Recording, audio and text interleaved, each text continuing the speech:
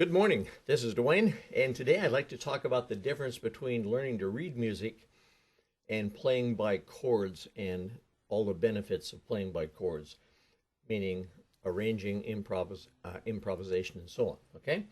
Now, I took piano lessons when at the time I was, I think, 6 or 5 perhaps, and I learned to read music, and it was very painstaking. I wasn't interested in it, and it took a long, long time, so maybe by the time I was, in the 8th grade or something, I could play songs of this difficulty. This is called the Days of Wine and Roses by Henry Mancini and Johnny Mercer. And this is a typical piece of sheet music. And it's in the key of F, I see, because I learned how to figure that out. And I was taught how to figure that out. And I'm looking at the notes, and I had to learn the treble clef, and I had to learn to read the bass clef, and I had to learn the fingering. And so it was very painstaking. And so it basically sounded like this when I was maybe the 8th grade or something like that.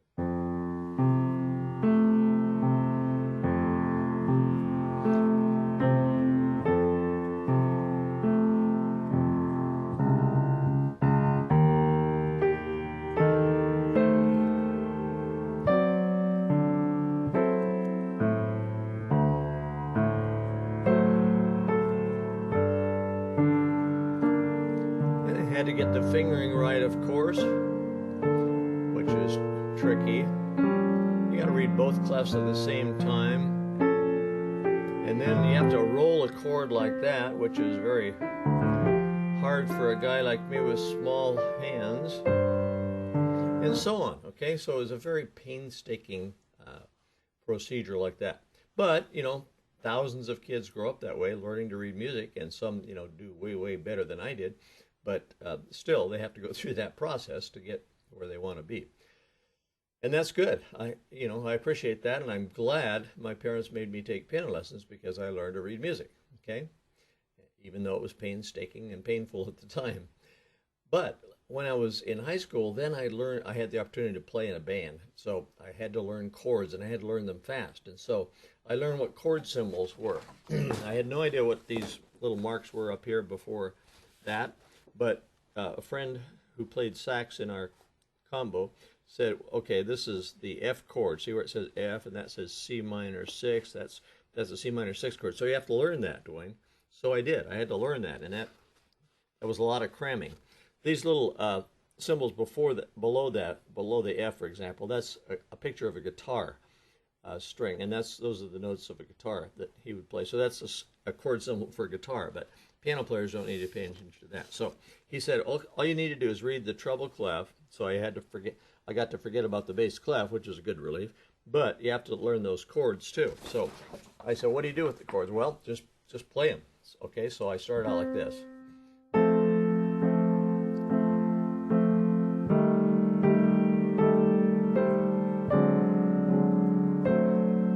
Just playing the chords like that on every beat. I got by for a little bit, but not very long. They said, man, that's boring, Dwayne. Okay, so I sent out $2 for a chord chart, and I learned what a swing bass was. So I learned how to do this. And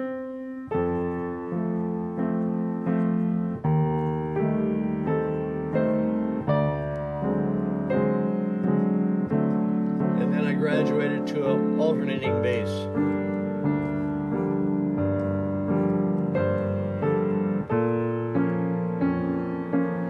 So, okay, and then I graduated to an arpeggio,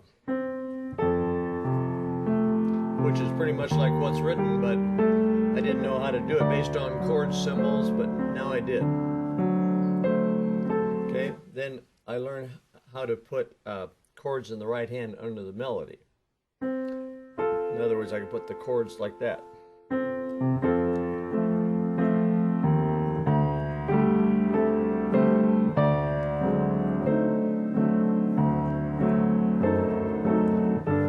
Started to sound fuller gradually.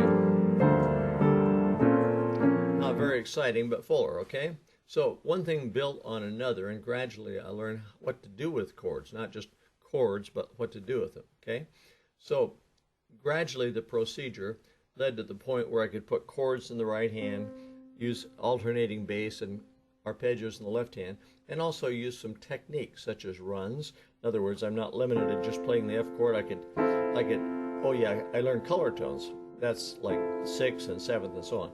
And I learned I could do a run out of those color tones like this. Then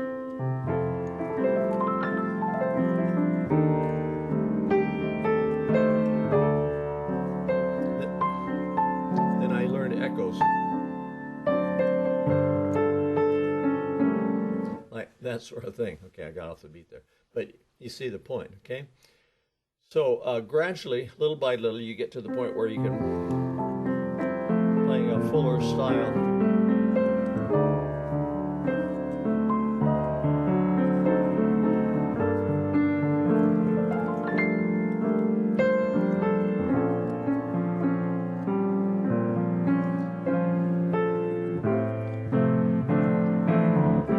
And you learn to play block chords like that.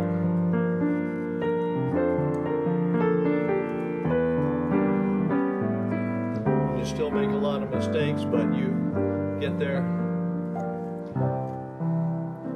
And then I learned some block chords like that for a little more of a jazz sound.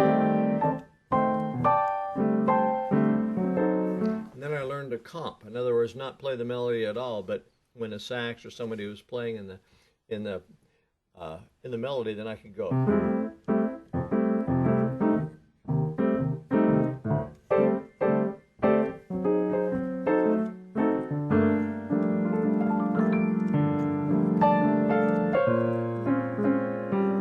You know, and just play a background point. So that's the point. You progress little by little. And the best of all worlds then is to learn to read music, learn chords, and then learn what to do with chords. So that's my little tip for today. If you enjoy this kind of thing, come on over to Play Piano and sign up for our newsletter. It goes out most every day with tips such as this. So that's it for today, and we'll see you tomorrow with another tip like that. Bye-bye for now.